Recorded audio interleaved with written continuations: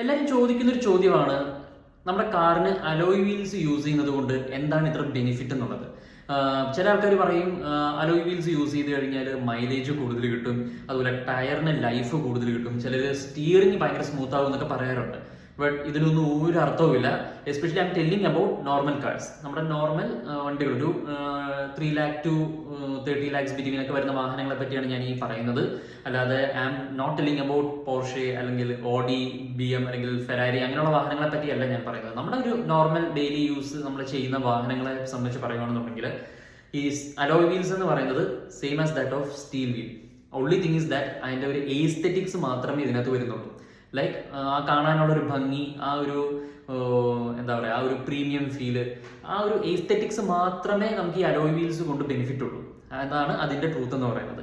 അല്ലാതെ alloy wheels use ചെയ്താൽ പറഞ്ഞാൽ നിങ്ങളുടെ വണ്ടിക്ക് ടയറിന്റെ ലൈഫ് കൂടുതലോ അല്ലെങ്കിൽ മൈലേജ് കൂടുതൽ കിട്ടുമോ അങ്ങനെ ഒന്നും തന്നെ ഇല്ല. Just only aesthetics.